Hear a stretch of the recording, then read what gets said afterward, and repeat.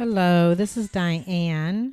I'm coming to you from Kosovo, from Pristina, Kosovo. It's almost 8 o'clock at night on a Saturday, and I'm kind of going crazy this week because I'm finishing up some writing and I'm running into technical difficulties. There's no Wi-Fi tonight.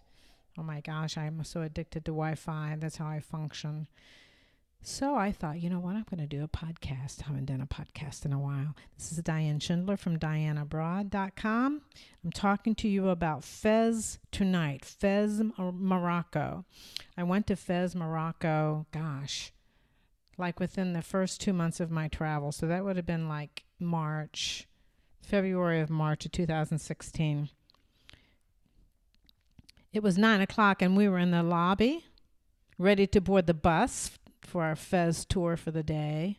We were touring all of Morocco, and there was a 7-day tour, but this day we were in Fez, Morocco. Doreen and Shirley from the Philadelphia area, my friends of friends had invited me via Facebook to join them on a 7-day tour of Morocco. I was ecstatic because I wanted to go to Morocco, but frankly, I was afraid to go by myself.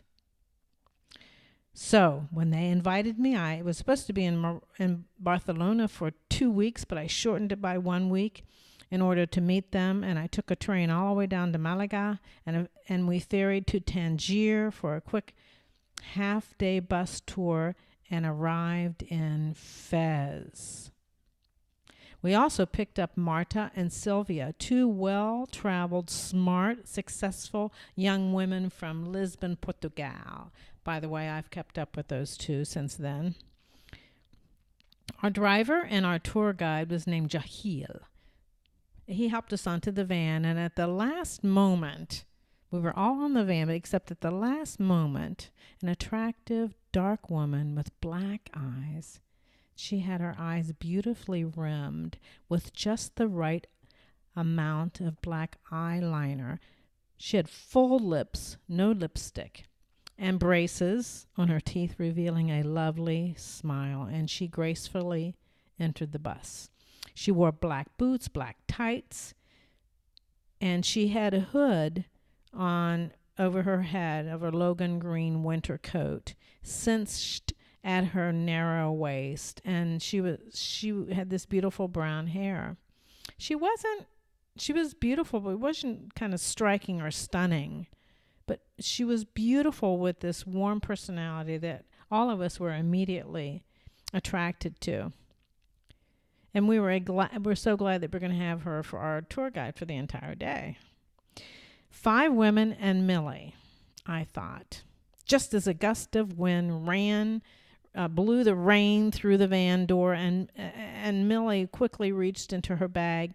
She pulled out a knitted cap and slipped it over her head, and now she was stunningly beautiful.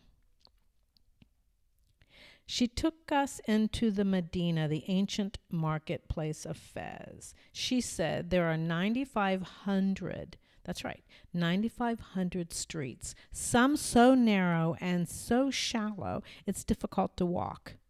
But she said she grew up there and she knew them all. She said, watch me carefully and be sure to follow. It's easy to get lost. Stay close to me at all times. Well, we were thrilled. We tagged along like dutiful children while she shared little-known information about this wonderful place. We were mesmerized with the smell of spices and honey and cigarettes and leather. The motorbikes attached to small truck beds careened and screamed through the streets. The motors were popping exhaust and demanding, and they demanded that we move out of the way for them in the marketplace. And yes, we turned sideways to walk through the narrow streets, some less than 18 inches wide. And Millie had us taste the spices and rub concoctions on our hands and on our faces. It was exotic experience, just completely foreign to anything I had ever experienced before, which, if you know me, you know that's what I love. So, but we were curious about Millie and her life. We wondered what it was like for her in this third world country that has little respect for women.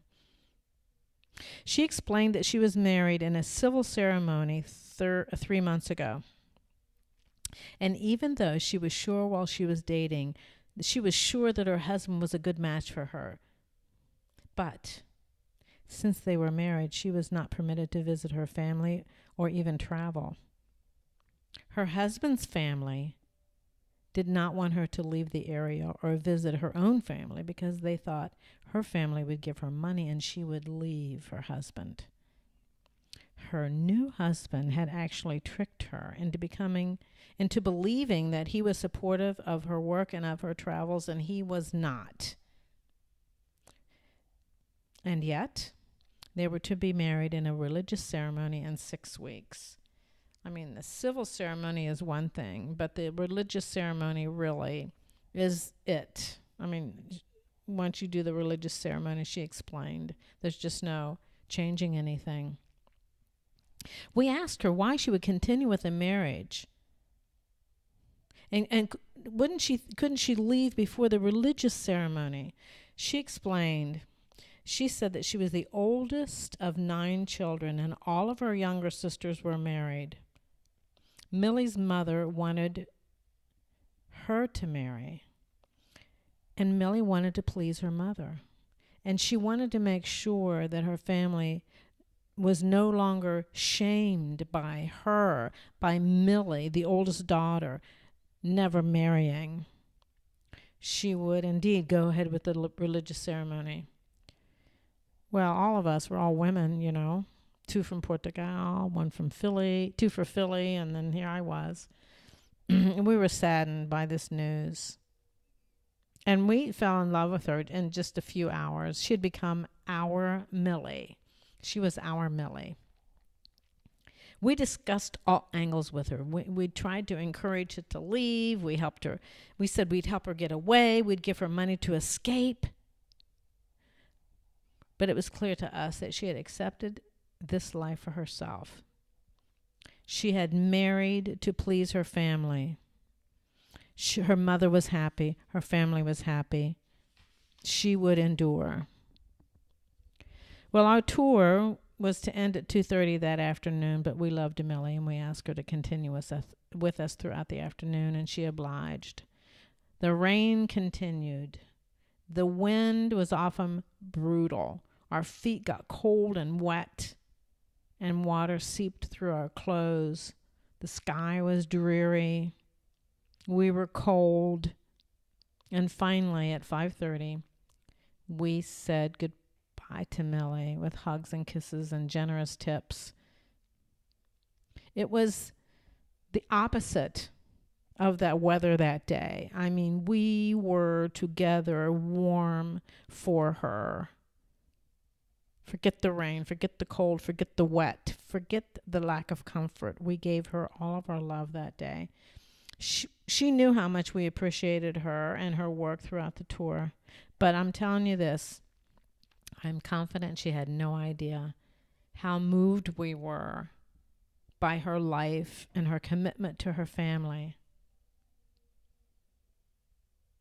We learned much more about Fez and Morocco than she realized. So there it is again. All of my travels, 30 countries by now. I love seeing the streets. I love seeing historical areas and the ancient ruins and the wonderful food and the beautiful buildings and architecture. That's lovely. I love it. I embrace it. And the greatest is to meet the people. Imagine.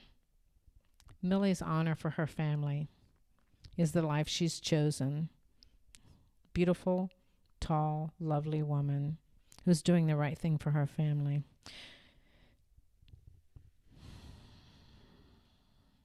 This is Diann from Diann Abroad, talking to you from Kosovo, Pristina, Kosovo. And I hope that you are warm. It's a beautiful day, beautiful Saturday night. signing off.